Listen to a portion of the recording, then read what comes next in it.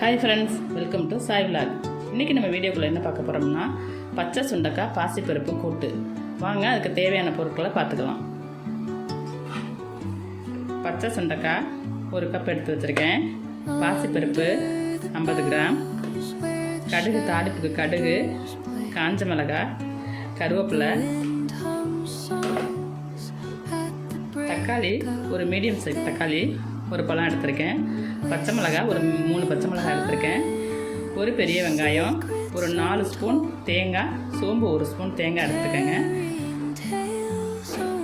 தேவையான அளவு மஞ்சத்தூள் போட்டுக்கலாம், தேவையான அளவு உப்பு போட்டுக்கலாம். வாங்க அது எப்படி செய்யலான்னு பார்க்கலாம். ஸ்டவ்வை ஆன் பண்ணிக்கலாம். இல்லை கடாய் வச்சுக்கேன். இப்போ நம்ம பாசிப்பருப்பு எடுத்து வச்சுருக்க பாசிப்பருப்பை இதில் போட்டுக்கலாம். லைட்டாக ரோஸ்ட் பண்ணிக்கலாம். ரோஸ்ட் பண்ணிக்கிட்டு வேக வைக்கலாம்.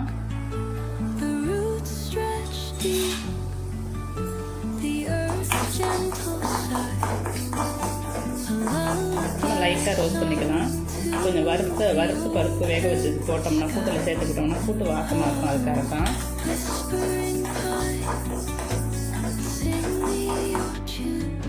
பருப்பை வறுத்துக்கிட்டாச்சு, லேசாக ரோஸ்ட் பண்ணிக்கிட்டாச்சு. தண்ணி ஊற்றி வேக வச்சுருவோம். பாசிப்பருப்பு வேகட்டும்.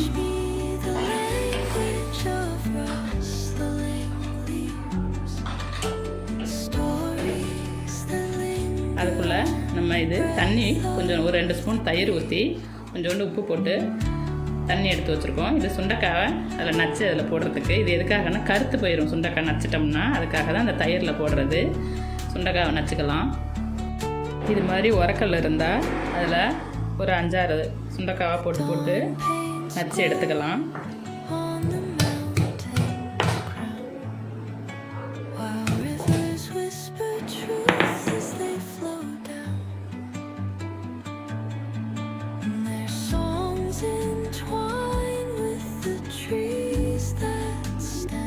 இது மாதிரி எல்லா சுண்டைக்காயும் நச்சு எடுத்து தண்ணியில் போட்டுக்கிட்டாச்சு. இப்போ நம்ம எடுத்து வச்சுருக்க தேங்காயும் சோம்பையும் அரைச்சிக்கலாம். பாசிப்பருப்பு வெந்துக்கிட்டு இருக்கு. அந்த டைமில் தான் நம்ம இதெல்லாம் செஞ்சுக்கிட்டு இருக்கோம். தேங்காவை அரைச்சிக்கலாம். பாருங்கள், பாசிப்பருப்பு நல்லா மலர்ந்து நல்லா வெந்துருச்சு.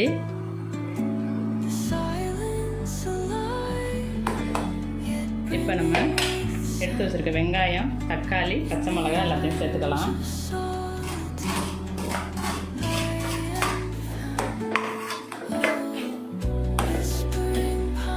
மஞ்சத்தூள் 1 ஸ்பூன் சேர்த்துக்குவோம்.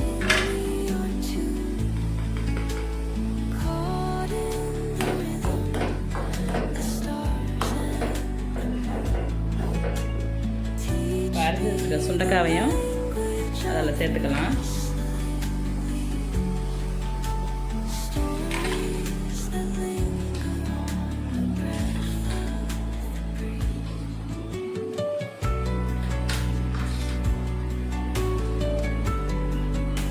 சுண்டைக்காய் வேகிறதுக்கு கொஞ்சம் அதுக்கு தேவையான தண்ணி ஒரு 1/2 கிளாஸ் எடுத்துக்குவோம்.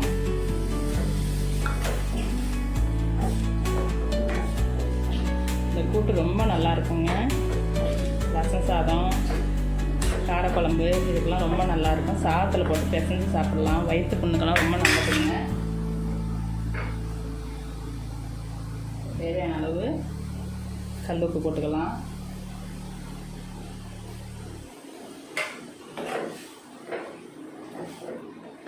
சுண்டைக்காய் வேகட்டும். பாருங்கள், சுண்டைக்காய் நல்லா வெந்துருச்சு. தக்காளி, வெங்காயம், பச்சை மிளகாய், சுண்டைக்காய் எல்லாம் ஒன்று சேர்ந்து நல்லா வெந்துருச்சு. இப்போ இந்த ஸ்டேஜில் நம்ம அரைச்சி வச்சுருக்க தேங்காயையும் சோம்பையும் ஊற்றிக்கலாம்.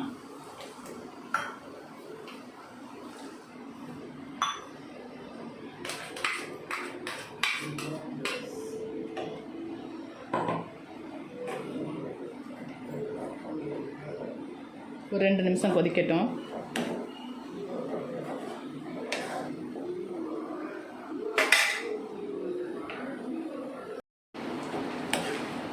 சுண்டைக்காய் நல்லா வெந்துருச்சு. தேங்காயும் போட்டுட்டோம். ரெடி ஆகிடுச்சு. சுண்டைக்காய் ஒரு தாளிப்பு கொடுத்துக்குவோம். வேறு பாத்திரத்தில் மாற்றிக்கலாம். இப்போ தாளிச்சுக்கலாம். 1 ஸ்பூன் ஆயில் ஊற்றி சேர்த்துருக்கேன். காஞ்ச மிளகாய் போட்டுக்கலாம்.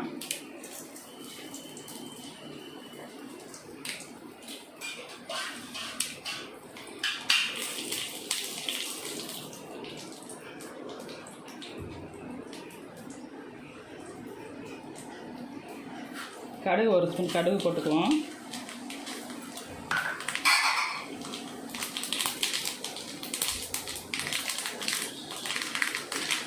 கருவேப்பிலை 1 கொத்து போட்டுக்கலாம்.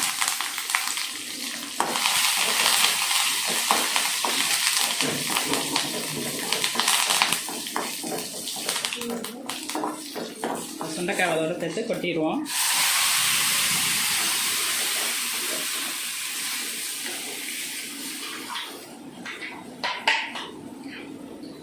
அடுப்பை ஆஃப் பண்ணிக்கலாங்க. ஒரு ஹெல்த்தியான சுண்டைக்காய் பாசிப்பருப்பு கூட்டு ரெடி ஆகிடுச்சு. இந்த வீடியோ உங்களுக்கு பிடிச்சிருந்துச்சுன்னா லைக் பண்ணுங்கள், ஷேர் பண்ணுங்கள், சப்ஸ்கிரைப் பண்ணுங்கள். வாங்க அடுத்த வீடியோவில் பார்க்கலாம். பாய்.